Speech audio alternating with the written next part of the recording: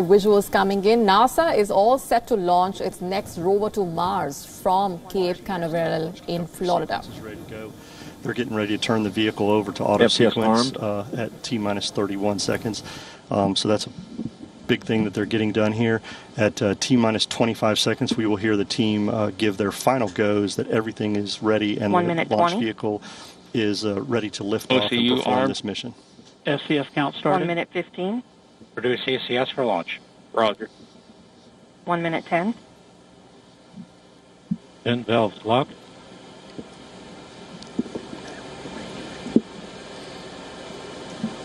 One minute. Rock, report range status. Range green. That's good to hear, Joshua, right there. Public safety there is accounted for, the FTS system. There you see on your screen a beautiful shot. The skies look great. There is little wind happening. You'd be able to see more of the venting. If there were wind, the trail of that venting. So we're ready to go. And actually, that's an important point. The reason we don't see that venting is the vent valves have been locked up to put flight pressure into the tanks. And as we just heard, they're stable at step 3, which means the tanks are ready to go. And here at about 5 seconds, we will hear the team ECS reduced for launch. Give their final go. 25 seconds. Status check. Go Atlas. Go Centaur. Go Mars 2020. There we go. We are ready to go lift off this morning, Joshua.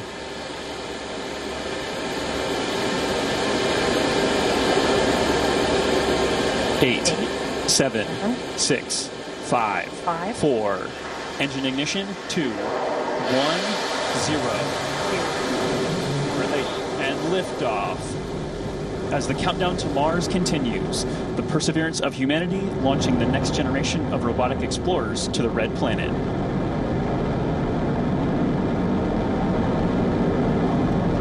And Atlas TU has gone to closed loop control.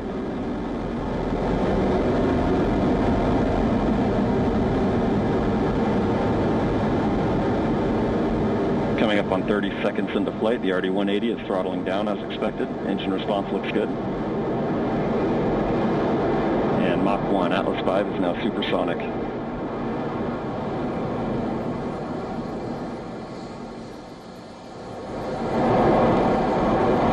And passing 45 seconds into flight, vehicle is now passing through max Q, maximum dynamic pressure.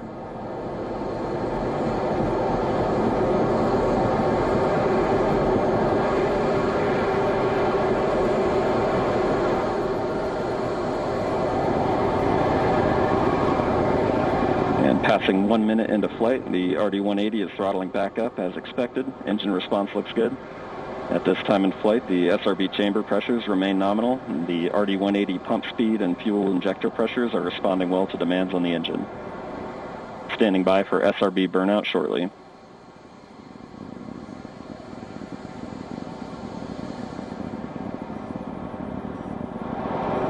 And we have burnout on all 4 SRBs. Burnout pressure signatures look good. Standing by for SRB jettison shortly.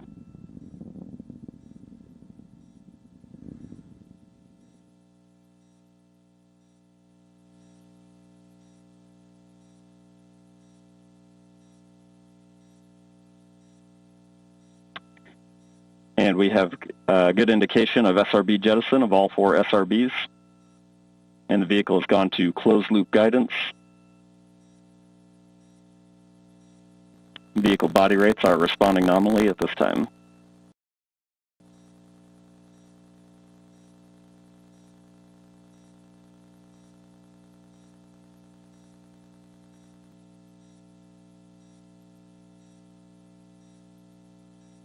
And coming up on 2.5 minutes into flight, the RD-180 good. At this time, the vehicle is 50 miles in altitude, 85 miles downrange, traveling at 6,000 miles per hour.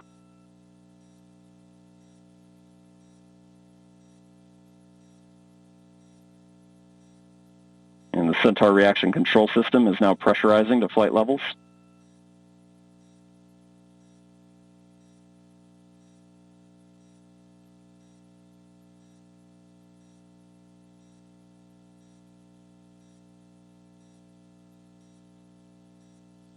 And just past 3 minutes into flight, the RD-180 is now throttling to maintain a constant 2.5 G acceleration limit for payload fairing jettison. Engine response and vehicle acceleration look good.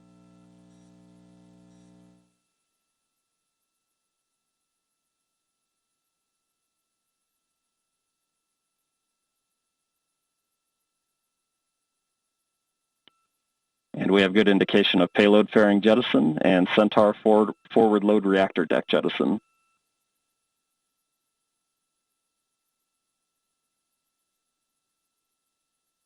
And the RD-180 is throttling back up to attain a 4.6G acceleration. Engine response continues to look good.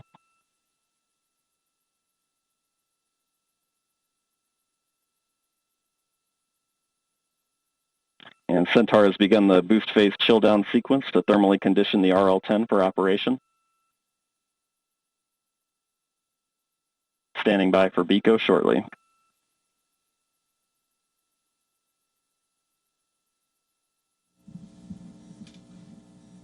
BECO's the call for booster engine. And we have BECO, booster engine cutoff, standing by for stage separation.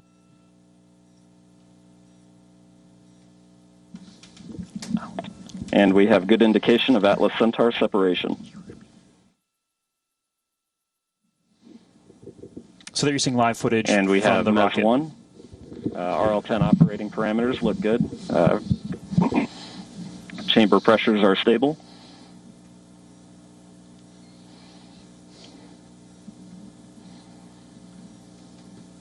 This will be the first of 2 burns for today's mission. This first burn will be approximately 7 minutes in length.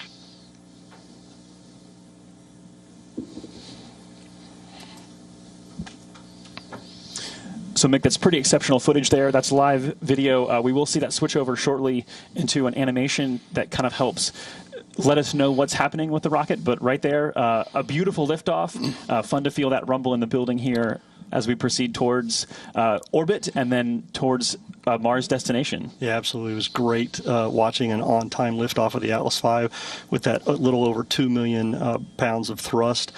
Cleared the tower in roughly 5 seconds. Josh, you and I worked the InSight mission, and if you recall, that mission on the West Coast took about 17 seconds to get past tower.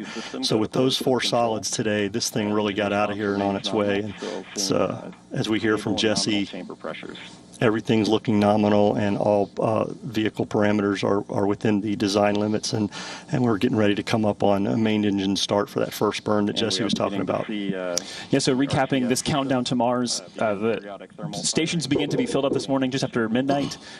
Preparations, fuelings, powering up, all the way through that liftoff that happened. I think, Mick, it wasn't precisely on time. I think you said it was like 10 milliseconds early. So it's pretty much dead on. Yeah, dead on. This team does a great job. As I said, they're very focused, very disciplined. As Tori also said, courageous.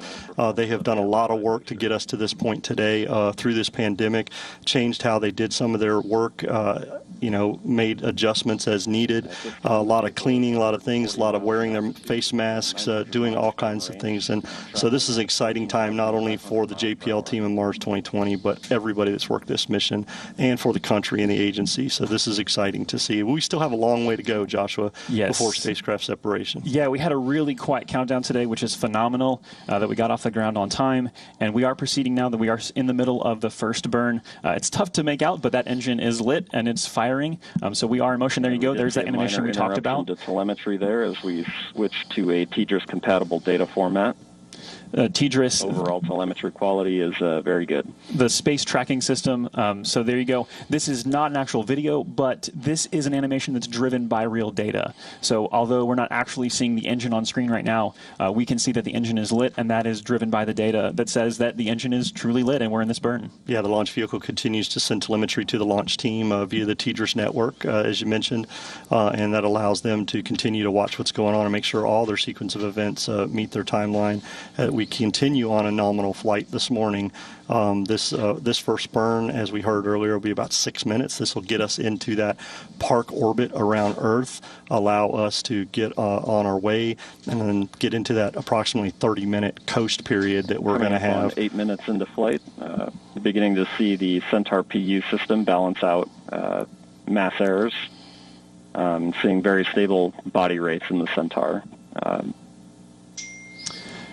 So we've mentioned 5 teams at play, and although if you were watching, hopefully you got a chance to see this in person, if not on camera, it's easy to kind of say, oh, it's over, like job done, but all 5 of these teams still very much engaged, still very much focused, because there's a lot of work ahead as we proceed through this first burn, and then a coast phase, like you mentioned, Mick, and then a second burn, and then spacecraft separation and the acquisition of signal from Mars 2020. So a lot more coming up here. Mick, I know for a launch services program, you guys manage the launch. So what does that mean? I mean, this is you guys' work in action right now. By the way, that's the 5th team that we didn't get to mention. We talked about JPL, we talked about DOE, we talked about United States Space Force, and United Launch Alliance. LSP, we are like the brokers to select this launch vehicle and help with manage this mission. So we get our spacecraft customer, the JPL folks, they come to us. They have some certain requirements that they need for this mission. The launch services program made up of engineers and flight analysis folks, and they look at everything, they help define those requirements, and then we go out and procure a vehicle from a commercial partner. In this case, it was the Atlas 541 for the Mars.